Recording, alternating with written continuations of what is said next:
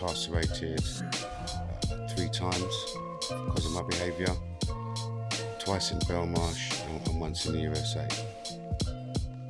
Our daughter. And we had massive habits. We were using crack cocaine, heroin. So everything. Yeah. Wasn't even eating. So one of them's coming to the front room and sat with me. The other one's gone to the toilet. So I'm sitting down. The one who's gone to the toilet had come into the front room and he had a gun in his hand and he went, get your telly off the wall. And I was like, first thing I said was, oh, let's have a look at that. Yeah? So I didn't believe he was robbing me. Yeah. Let's have a look at that. He went, no, I'll get you telly off the wall, get the quilt off the bed, wrap that up there. And I was like, what? So I've given him my ID, he's CRO'd it, he's checked it out.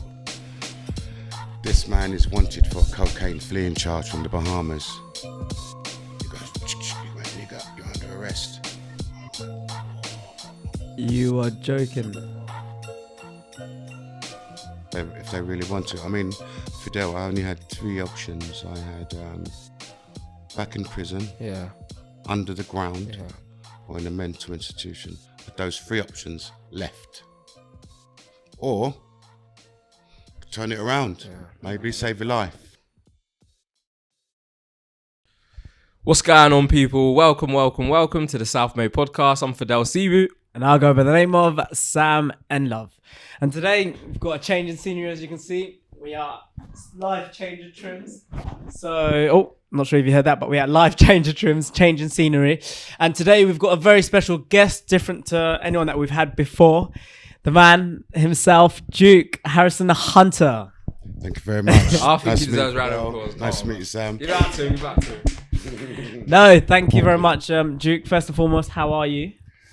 Today I'm very tired. I'm a little bit hoarse from working the match last night at Fratton Park. So, lots of shouting at kids and getting them to do things and watching the football. Working late hours. Yeah, it was a late one. Kickoff's at 7:45. And you don't get into about 11 o'clock, something like that. Yeah, but And it's getting cold. It's getting very cold. Yeah, but I do enjoy match days. Yeah, love match days. Yeah. No, we love it. But no, thanks for coming on, Duke. Me and Fidel, I'm very excited to have you on. Do you want to sort of tell the guys listening in a little bit more about who you are and sort of your early life leading on to the various stories that you have? Okay. Well, I'm originally from South London. Born in 1963, so that makes me 58. My daughter is 30, beautiful girl Tasha. Grew up with my mum and my brother and my dad. My dad, who was a plasterer at the time. My mum was a trainee nurse, but there was a lot of domestic violence in the house for a number of years. And then my mum left us when we were about 9-10 years of age because she couldn't take no more.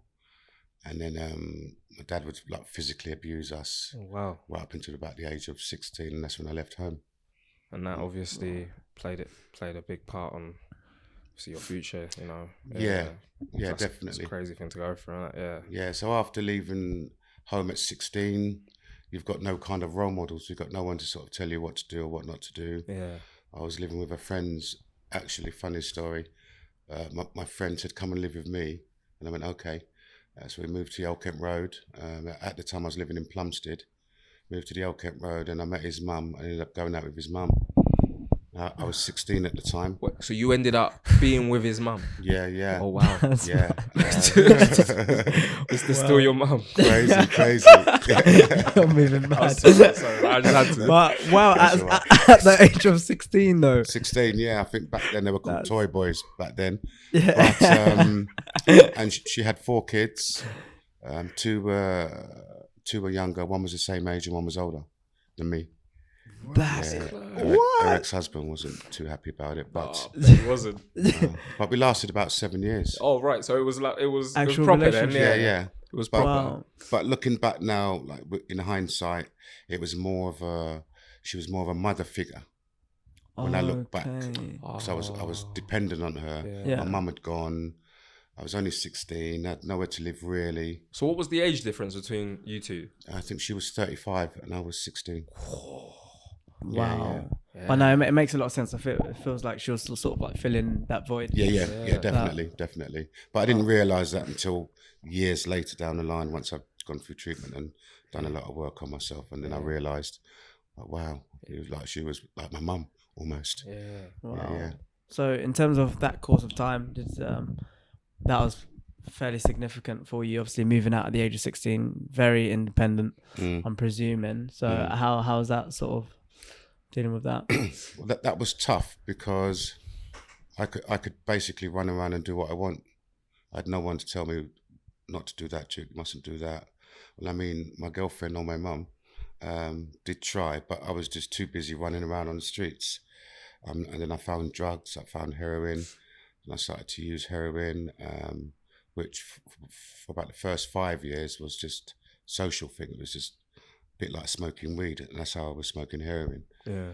And then before it became a habit, you know, I was robbing and stealing. My behaviour was mad. Been incarcerated 3 times because of my behaviour, twice in Belmarsh and once in the USA. But by the time I got to the USA, my life had changed significantly. I'd split up with my partner then and moved around. So basically I was sofa surfing for about 20 odd years because I didn't have my own place. So I was living with partners, so to speak. 2 decades. That. Yeah, man. No, yeah, definitely. And didn't really have a family, so everybody else was my family. Yeah. Wow. Because I didn't see my mum for 23 years, something like that. My dad was in Jamaica. Yeah. My brother was doing his own thing. So I was basically on my own. And if I split from one partner, I'd found somebody else and I was living with them. And then their family became my family. Yeah. Moved from them, their family. You know, Christmas was tough. Yeah. Every Christmas was tough. Wow. I could be in a room full of people and be the loneliest person in there because it's not my family.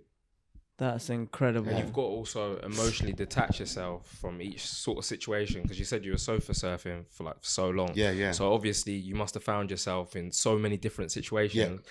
Like you get comfortable with someone and all of a sudden you're Bang. gone. Yeah. Bang. And then you're in another sort of situation. Do you know what I mean? So I mean, I remember one night, me and my friend's mum, who I was living with for 7 years, we had a big argument, and I'd gone out, you know, like really mad and angry, and I come back about probably 2 o'clock in the morning. Flat was empty. Wow. what, Flat just, was empty. just left. Just gone. Got up and left. Just gone. All what was left was my stuff Oh my god. in a bin liner on the floor. No. Flat was empty, boss. Yeah. So I'm thinking, what? What's... How can you just clear out a flat like that in 4 hours? No, that's... And when you think about it, this stuff is planned. Yeah, 100%. Okay. Well, of course it was, yeah. You can't just move out of a gaff in 4 No, hours. no. They just think, I was That's just going to pretty leave. premeditated. It's a bit abrupt, isn't it? Yeah. Yeah. So that shook me up. That one shook me up. So That's what, and like you obviously, that was a time ago. You obviously said your age at the start. You must have grew up at such a different time to now in terms of from a black person's point of view. How was it sort of growing up back in the day? Back in the day. Well, when I lived in Plumstead, I was born in 63, grew up in Plumstead, so we're going through the 70s. Racism was in your face, hardcore. You'd walk out into the street, people call you all kinds of names. And at the time, my girlfriend was white, and she would get called all these names that I can't really repeat on the podcast. Interracial. That's criminal, isn't it? Interracial couple. Yeah. It was a scary time for black people, even just to go to the park.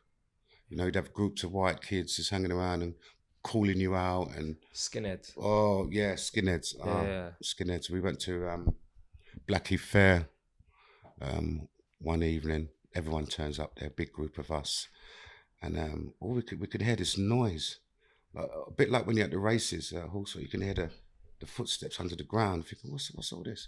And then we looked up, and all we can see was sticks in the air. Skinheads just coming to just beat up black people. They were doing it regular. They used to chase us all the time, drive cars and trying to run us over. Yeah, man, it was deep back then. It was deep. That's wild. What years are we? What years are We're we talking talking? 70s, 70s, early 80s. Yeah, that's nuts. Yeah, it was serious, and it created lots of fear and anxiety. Even for your parents going out, they got the same thing. Yeah. And all they're trying to do is go to work to put food on the table, to keep a roof over your head, and you're just getting profiled the second you step out of your door. That's so weird Wow. you describing it now, because right now I feel like racism is just a lot more subtle and Yeah. do you know what I mean? Everyone does it behind closed doors sort of thing, do you know what I mean? But back then it just seemed so It real. was in your face, like, yeah. It in must your have hit face. home, do you know what I mean? Yeah. Like when you're seeing people trying to run you over because you're black and that. Yeah. That's crazy to me, man. I mean, I recently done an honestly, that's- article for BBC Radio Solent, sorry for the plug there, around black and minority ethnics who came over on the Windrush, and my mum was part of that, and she was a nurse, and she had to endure severe racism where she would go to a patient's house, would be white 99% of the time, but they wouldn't let her in. Wouldn't want my mum to touch their kids because she was black. You were joking, that and that's kind of that stuff, was her yeah. job. That was her job. That She is. just wanted to care for people, but couldn't do it because of people's beliefs, somebody's skin color. Yeah. You know, we're looked at as less than. We have to work twice as hard to be recognised to do anything. You know, Yeah. and that still goes on today. Yeah, and that's the thing. People still don't realise, you know what I mean? Like, this stuff's still going on. Of course, more subtly, but it still happens, you know what I mean? Underlined. Yeah, it's just... Yeah, but wow, that's a lot of credit to yourself going through that, because I've never actually interacted with someone that's like, I've seen it on documentaries and stuff, but I've never actually seen someone that's and spoken to someone that was back in the day facing all that. But no, that's incredible. And sort of fast forwarding, what's your sort of take on sort of the racism in the football world? You're heavily involved in as football Fadel yourself. sort of mentioned, in the football world, it's different. I don't know what football does to people. Because I mean, we have a lot of. Oh, sorry, can I carry on? My nose moved mad. Can we stop there? Nah, that's all right, yeah. No, sorry. Look at that. Sam's having some issues, clearly. No, I've got a sinus problem, sorry. Do you want to repeat the question then? We'd go from there. yeah. No, so what's your take on sort of racism, obviously being involved in football? Football is a funny one. I mean, as you can see, like Fadel mentioned earlier, the racism is still there subtly. And I'm not sure what the effect of football has on people when they turn up to a stadium. But from what I'm seeing, if a black player makes a mistake, they will always shout about their colour or say something or racially profile them about their colour. But if a different player made a mistake, it'd be Yeah. It's just a player. it's just a player. You know, and I've heard it firsthand sitting in the stand, and one of our players at Portsmouth made a mistake and the man just shouted out this horrific slur about this player, and I thought, oh my God, did he just say that? So What, in front of you? He was sitting behind me, What? but he couldn't tell that I was black because I had my kit on, my big coat, yeah, of course. had my snood on He up was to covered here up. because it's freezing. You're joking. They said this big racial slur, and I thought, really, did he just say that? And I turned around and looked at him, and when he saw me, he was like, Wow. Sunk in. yeah, same player went on to score to win the match. He was like, Then really? Yeah, of course he that's cheered, yeah. Should have yeah. gave him a smack as well. Yeah, but it's still out there, Don't and we're working behind the scenes as part of my role as equality, diversity, and inclusion. We talk to the Premier Leagues, we talk to the EFL, we talk to the FA all the time about how we can minimise racism in sport, in football, Yeah. and educate young people coming through. Yeah. No. So they're the important ones. No, that's good. And sorry, because I sort of fast forwarded onto the racism in football now, but sort of backtracking, you touched upon a few things in terms of sort of heroin addiction and everything. How was that in terms of sort of what was mental health like back in the day, and sort of your recovery towards the addictions that you had? I think drug addiction and offending is kind of connected to trauma. So I was traumatized by my mum leaving.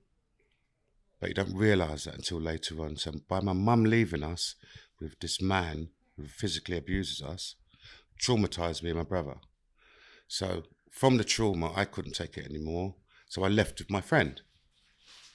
Then I found drugs, which kind of gave me that sense of belonging. you know, and it made me feel good. Oh, I feel all right. So I didn't have to feel anything. I didn't have to take responsibility for nothing. I just took the drugs, felt cool. Yeah. And it gave me the feeling that I was looking for, which I wasn't getting from my parents. And I've done that for 20 years. So it was like a coping mechanism at the Definitely time. a coping mechanism Yeah. because you don't want to think about stuff. Of You don't, course. and that's how I coped. Just took drugs, That's it, yeah. went to sleep, got up, Yeah. done the Went same again. same pattern. Yeah. Talk rubbish, but I was all right. Yeah. You know, and I lacked guidance. I had no responsibilities really. I was a bit wayward because I didn't care. Walking around thinking, oh, nobody loves me. That victim mode. Nobody cares about me. No, all that. So I just take drugs, just get out of my nut the whole time. Yeah. It was like that. Yeah. Interesting. And something that's intrigued me, you said that you was incarcerated, was it 3 times? Mm-hmm. And obviously you spent some time in the USA as well. So I just really wanted to know a bit more about that.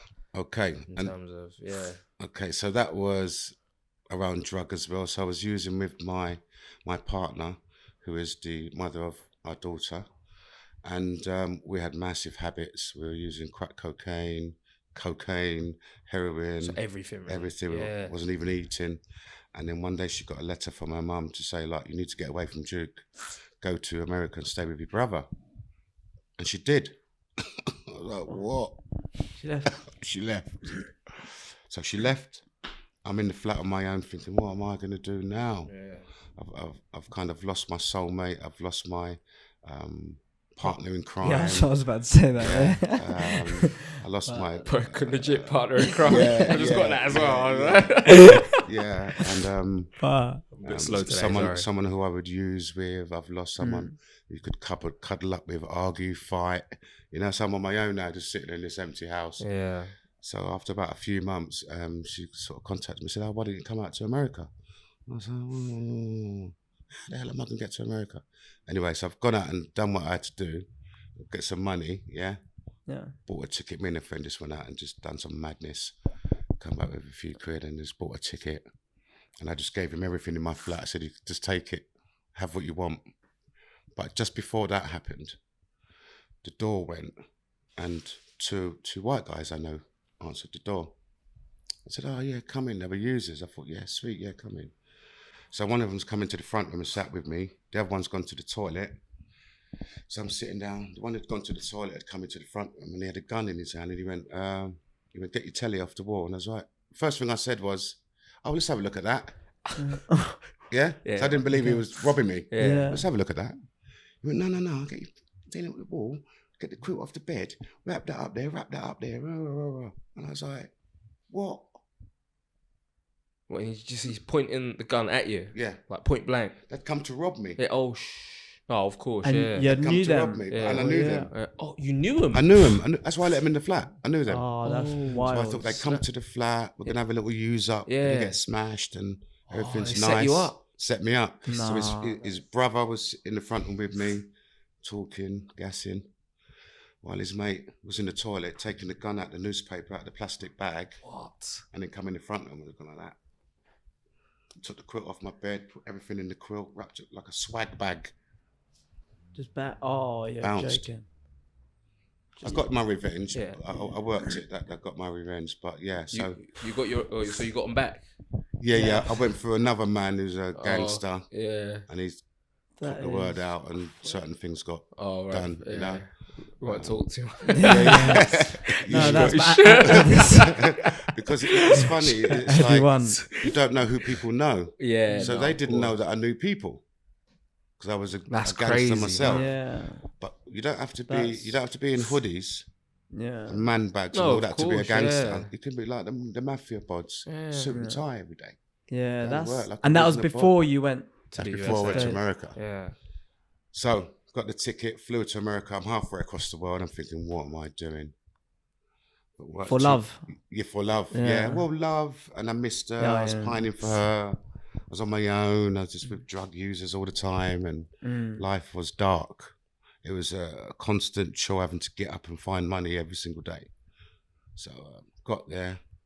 Now, before she left, she was very svelte and slim.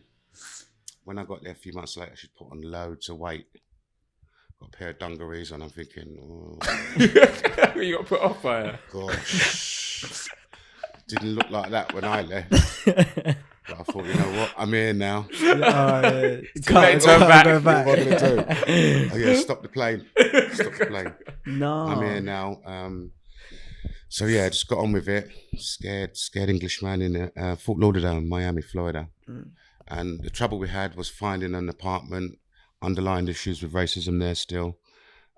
What year was this around? Sort of 90s. Oh, 90s. In the 90s. So we couldn't get an apartment if we were together. So she had to get the apartment on her own. I hid round the corner. So the black and the white thing is not the done thing in Florida. Yeah. Not the done thing. Some people just don't get it. Yeah. So we got the apartment, and then she was a lingerie model, earning bundles of money, getting proposals of marriage, and then I had to look for a job because I felt worthless because my girlfriend's going to work, paying the rent, buying the food, doing everything. I'm just sitting in the yard. Yeah. Hot. 90 degrees every day, just hot, doing nothing. So I got a job. Well, before I got the job, we had a neighbour. I had no ID. I've overstayed in the country. So I'm illegal in the country now. Oh, right. So I've asked him for the ID. Give me the ID. I've been sweet. Gone for this job. Warehouse clerk for one of the big supermarket chains. Sweet, got the job. The guy looks nothing like me on the ID.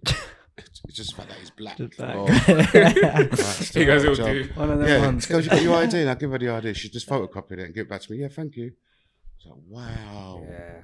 That's a bit wild. Yeah. So gone to work as normal, up at 4, get there for 5, finish at 1 in the afternoon.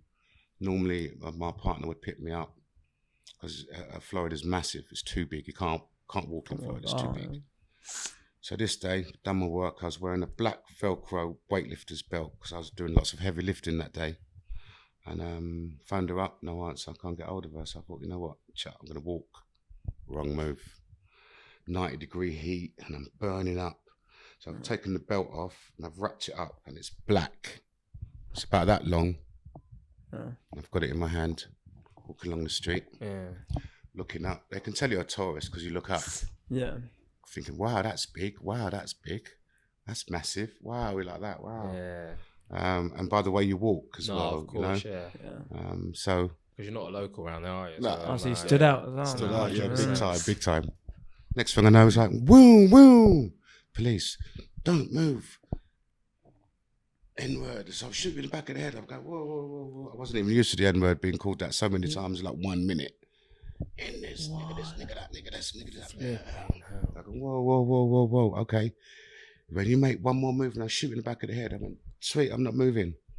So he went, have you got your ID? I've gone, yeah, I've given him my ID. And I thought, oh, here we go, it's not even me. Wow. So I've given him my ID. He's CRO'd it, he's checked it out. This man is wanted for a cocaine fleeing charge from the Bahamas. He went, nigga, you're under arrest.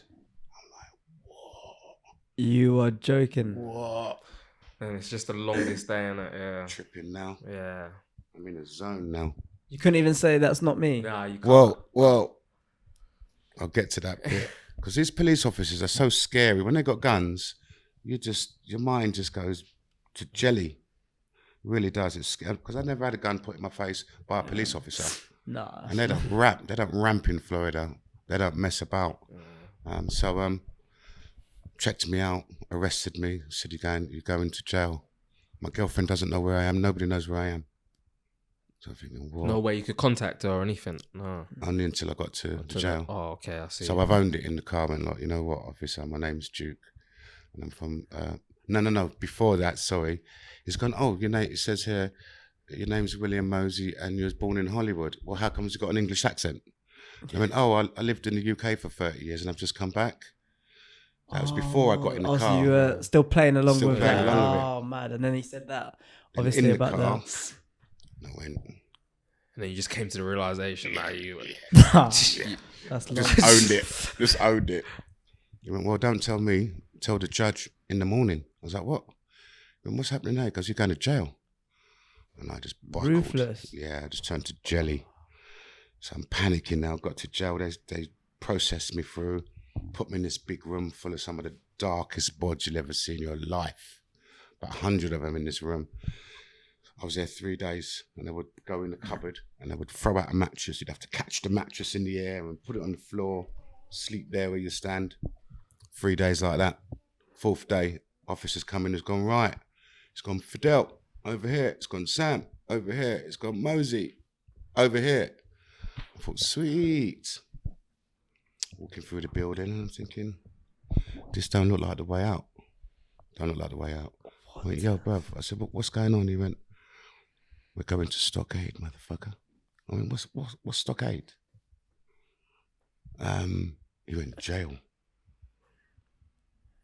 Started tripping even harder then. Yeah. No, I said, so what we're doing now then? He went, uniform change.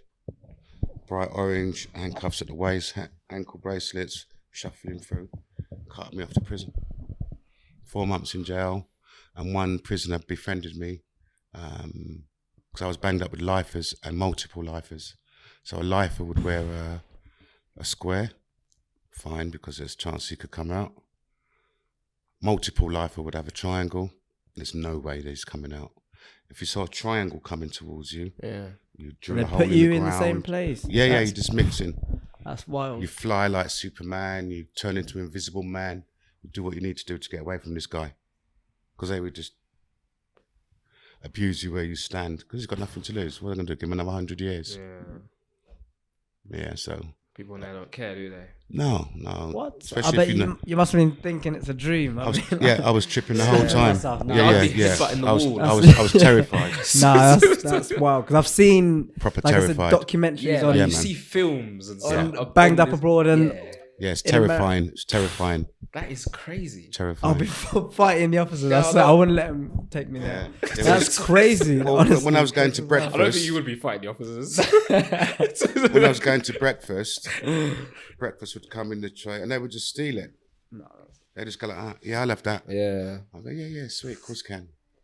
I'm not going to fight you for it. Do you know what I mean? But one guy befriended me because he liked my accent. He thought I was funny, and I taught him how to play chess. Yeah. Oh. And he kind of put his arm around me and protected me for a few months. So ended up going back to court. Then the judge saw the fact that my girlfriend was white, because she jumped up with my passport. Said, "Oh, I've got his passport." And he went, looked at her, looked at me. He went, $1,000 before this man comes out of jail. Carted me back to prison. And then one day, officer come in. He went, still calling me by my alias, Mosey. I went, Mosey? He went, you're out of here. I was like, what? He went, yeah, you're out of here. So my girlfriend had known a police officer and spoke to this police officer. But I don't know what she had to do to speak to them, because I know everybody just loved her to bits. Oh, okay. But she done what she had to do, and I didn't question it at all. I was like, thanks. Nah. And then came out. That's Terrifying. That is mad. Yeah. That's actually like the stuff you see in films. yeah, 100. Like All the just stuff to you see in top the it off, yard, yeah. when you see the guys in the yard doing It's like that. Yeah. all the weights. Yeah. Same. It's the same thing. Segregated Same. with Yeah. like gangs and same. stuff. I bet when you was in there, you was just like, what is happening? Like, what is Yeah, going tripping hard. Yeah. Tripping the whole time I was there. is Even in the prison bus going to the jail. Oh, Thought I was in a film. yeah. Oh yeah, with the bus looking outside the fence. We shouldn't laugh, really. 'cause No, that's- no, I know, That but- is shocking. Honestly, that's threw me Scary, off. I didn't yeah. even expect it to go to that extent. I thought they would just put you back for you having the fake ID, but Came back jail to the for UK. 4 months and 4 months, that's yeah. a journey, man. Yeah. Came back to the UK. Thought I was a bad man. Yeah, oh yeah, I've been in jail in America. Yeah. I've been in jail in America, bro. Don't talk to me. Didn't been in jail in America. Nah, that's actually nuts. I had that attitude for a little while. Yeah. Yeah. I don't blame you, to be Yeah, honest. I'd have the same attitude. It must have made everything look so light here. Yeah, Like, man, light to But- bumping into big man. Go, what? But no, honestly, that's like an incredible journey. Like you've walked us through, obviously, from the drug addiction, from you being a player at 16, from the jail in America and so forth. Such a mad story. So now I want to sort of fast forward into what you're doing now. We sort of ask guests to bring memorabilia onto the show. So you've got Okay. this, and you've got this as well. This. So, you'd like to, So this is an award called the Football Blacklist Award.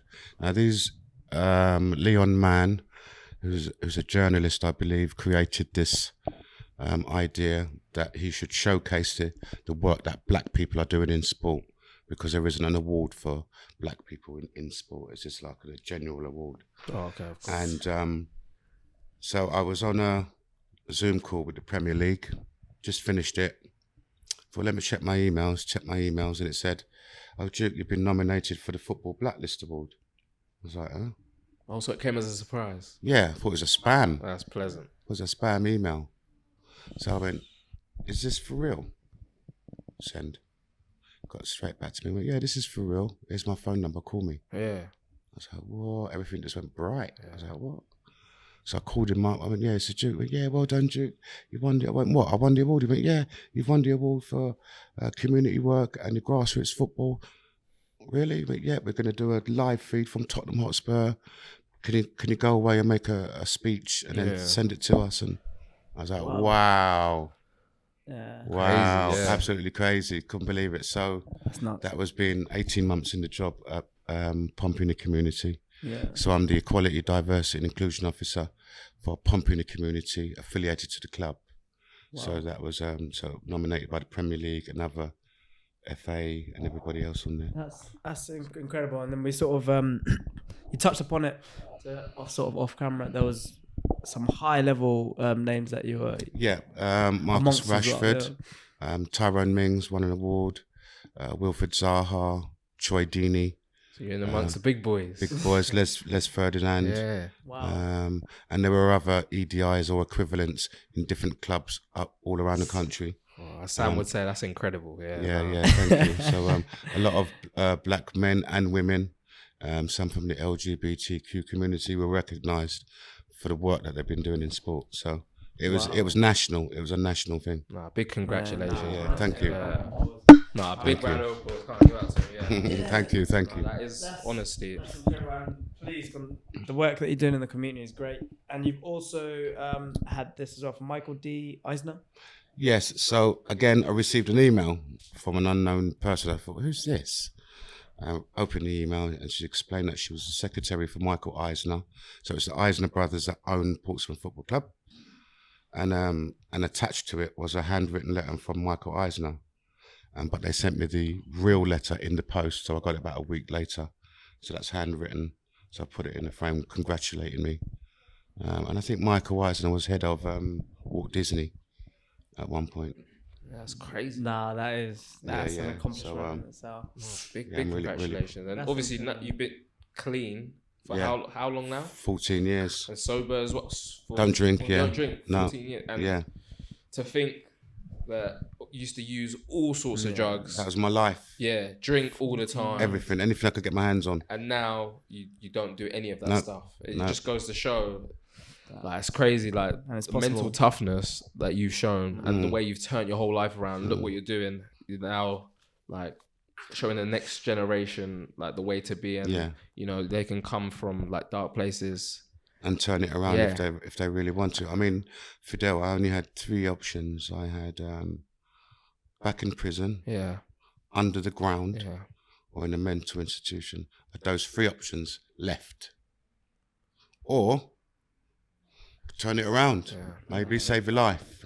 So it just goes to show, even when you're backed up against the wall, you Yeah. found a way. Yeah. Even though you went through all of those things, you still found a way to like persevere and come through it all. And honestly, that is amazing, man. And it's inspiring, and what I think is like impactful and powerful is the fact to hearing it from someone firsthand. Like I said, you hear these things on sort of TV, you see these in documentaries. So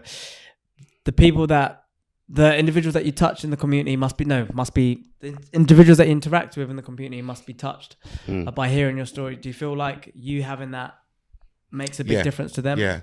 I'm also the Premier League Kicks targeted mentor, which means I mentor young offenders from age 15 to 17 on a one-to-one basis. So a lot of these offenders they offend on resentment or trauma. Yeah. That's why we offend, or neglect. No one's taking care of me. I'm just going to go out and offend, and maybe I might get some attention. But you're the best person for that field. Yeah, so I give them 5 minutes of me. Advice, yeah. Or at assessment point, so you'll come and see me, you'll sit down, Yeah. and they're probably sitting there like that, all gangstered up, right? All that, what's this bod going to tell me? Yeah. So I go, okay. I mean, you don't have to sit there if you don't want to. I mean, you can leave if you want. Yeah. But let me tell you this. I'll give you 5 minutes of me, where I come from, and then if you want to make a decision from there to work with me, you can. If not, you can leave. Yeah. I just give them 5 minutes, and within 2 minutes again. Oh, you know what? Yeah. He's been through quite a bit. I think he understands me a bit. Yeah. No, that's amazing, honestly. So it works. Yeah. So that's the gift of recovery, I would imagine. So having that gift, having that experience, and being able to channel it through some young people. You know, I mentored over 150 young people when I worked in Southampton on this concept called big mentoring that myself and my manager developed. You know, so no one else is doing it because we developed it. No, that's great. And that's when the BBC got involved and done various. When opportunities open. Yeah, doors open. absolutely, Yeah. absolutely. So Yeah. there was one story that you told me that when we sort of caught up about the chap in Southampton. I think that was quite powerful. The one. Oh yes, he was one of my young people now. His family are well-respected people in the area. They weren't poor. They ran their own businesses, you know. So he didn't want for nothing. They went on good holidays, you know, nice house. But I think he was just banging his head with all these other negative peers, smoking a bit of weed, going out, just being troublesome. And then one day a man called him up and said, "Yeah, I've got this little move. You want to come on this move?" Yeah. So I was going, "Yeah, all right, I'll come on this move." Went on the move, robbed a gaff, got loads of weed. Right, I think the house was like a weed farm. So you robbed the house? They robbed the house. Oh, is it? Yeah, got away with it. Sweet. A week or two later, boss got got this move. So we go and do it again. That kind of thing. But when they went back, people were waiting for them. Oh, greedy. Albanians were waiting for them. Who, sorry? Albanians? Albanians were waiting for them. Albanians. Yeah, we're waiting for them. Shots were fired. Wow. Man scattered. You know, and then the next thing you know, my young person was found dead in the river. So I got a text next day. "Duke, have you heard about rah, rah, rah?" And I was like, no. You know, you think, no way. Yeah, no, possible. No, I heard nothing. And I think his mom went on holiday. She was only there one day, had to fly back. So you can imagine what his mum and his dad must have been going through on that plane, hearing that her son might have been shot dead, murdered. But there were no shots found on the body. So when it went to inquest, I think it went down to drowning. But how did he get in the water? Yeah. Like you said, he's from a good family. That's the sad thing about he didn't have to. He didn't have to do that. Route. Didn't have to do that at all. Not as if he didn't want for nothing. Didn't have to do that. So that's the power of your friends. So as a young person, you would listen to your friends more than you would listen to your own parents who are trying to give you guidance. Oh, of course. You know, what are you talking about, Mum? What are you talking about, Dad? It's because you're so naive when you're young. You think you know it all. Yeah. When you're young. So you don't want to listen to your parents. You don't really start listening and deep in what your parents say till you're about 18 plus? Only when you're in trouble, Fadel. Yeah, that's it, yeah. No, You've been in a lot of trouble. Only when you're sitting in the police cell. Yeah. Thinking, oh my God, they got to call my parents. Yeah. No, that's true. What would they think? Yeah. Yeah. Let me tell you a quick story. I got arrested in Hamleys in the city, nicked something moody, something rubbish, right? Sitting in the police station. Oh, we're going to need to find your parents. I'm thinking, oh my God. Don't call my dad. Yeah. Because my dad's going to murder me. So, anyway, my dad's come down. You know what he done? He brought a suitcase. He went, "Yeah, officer, me no want him. Keep him." And then left. What? And then my stepmom had to come down and get him. No. Hours later, she was conking me in my head and kicking Yeah, me. it was. No, that's wild. Yeah, It was that's ruthless. Brought a suitcase. Yeah. Keep him there. Don't want him. some of your life experiences are just crazy. Like, I don't, Listen to your stories. yeah, like I'm just listening to it. I don't think I've ever heard such things, you know. Like I'm sitting there, I'm just trying to, you know, deep everything you're saying. You need to write. You need to write a book. Yeah, honestly, I am currently writing one. Oh, really? Yeah, I'm currently writing one because I think a lot of people would read that, man. Yeah. And it what's was it about? Well, it's about my life story. I haven't got a title yet, and everyone keeps saying to me, "Duke, you should write a book." And I've done a bit for radio, you know, the Track of My Years that we mentioned. Oh yeah. With Lucy Ambash. Play your different tracks. On your timeline. For a whole hour live. Yeah, that was brilliant. And they said, "You should so write a book," and I'm like, And then she often calls me up to do bits and pieces for her on the radio. Have you written that book yet? And I went, no. Then she tweeted our show and said, "Oh, this man should so write a book." Yeah. Stuck it on me a little bit, so I went, all right. So I started it. But what tends to happen, Sam, is that it brings stuff up. Oh. So you've got to be so careful in how deep you go, because it does bring up a lot of emotions and things that you possibly wouldn't have thought of thinking about. Oh yeah, I remember that. Oh my God, the things that you've done. Brings it back to that time. Yeah. So you've got to be so careful. Plus, a lot of my friends are dead, or they're doing big sentences. Yeah. So you have to research, don't you? So I remember I used to knock around with Fadel, but I need Fidel's permission to write about this little bit, and you're not about. So you got to have consent. What? Yeah. It's tough. Yeah, it's hard. It's hard to get consent about Fidel and him not know about it. Of course, you have to piece it together. Oh, this is a lot. Get his permission first. Of course. So I put that to rest for a minute. I might start on it next year, see how I feel. But I've got quite a bit. I think I'm up to my rehab years and stuff like that. Wow.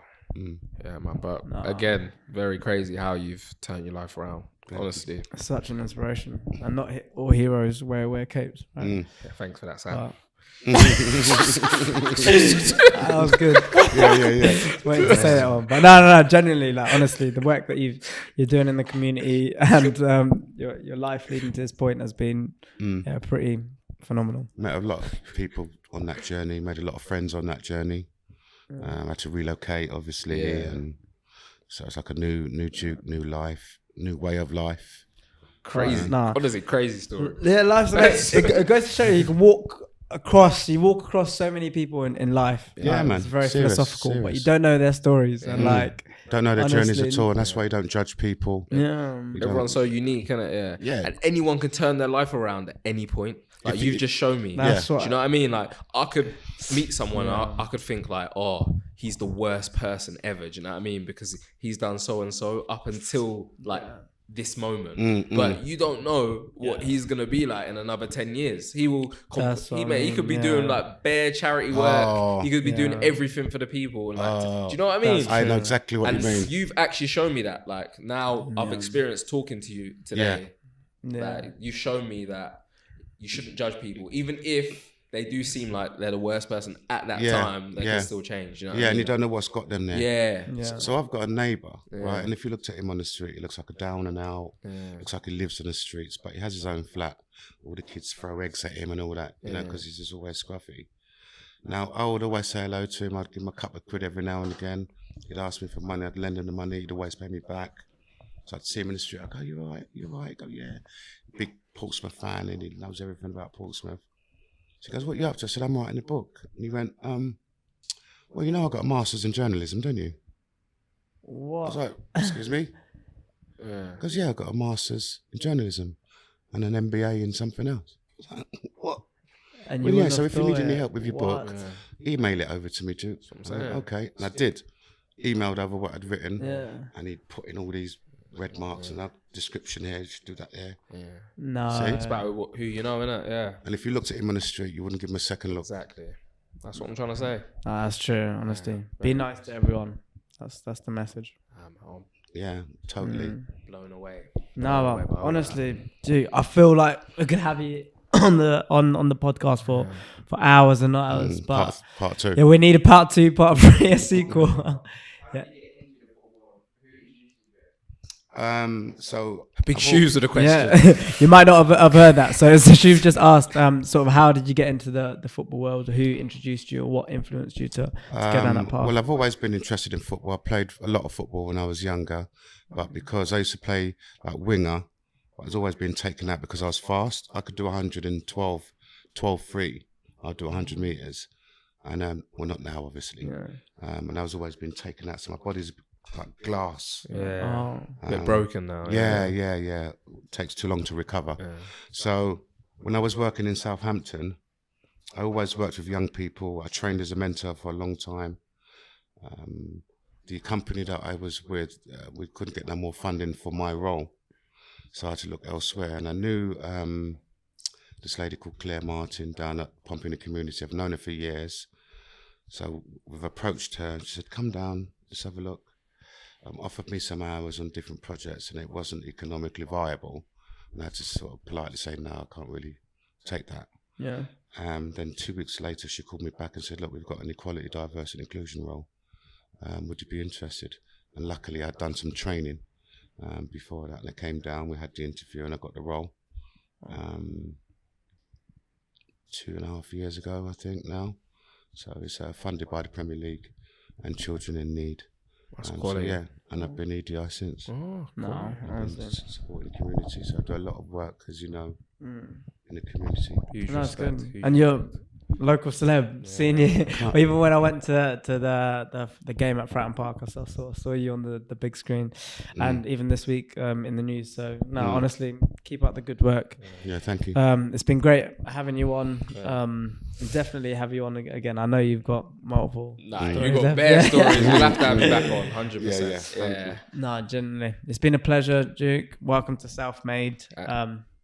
Fadel, say the subscribing, swiping up, and all that. Do you know what? Yeah, I'm not even gonna say subscribe. Just do what you want. Yeah. Just If you want to subscribe, subscribe. If you don't want to subscribe, whatever. Make a choice. But Nah, like, but nah. Obviously, thank you for everyone listening. But yeah, we've been Self-Made. Thank you. Oh. Honestly.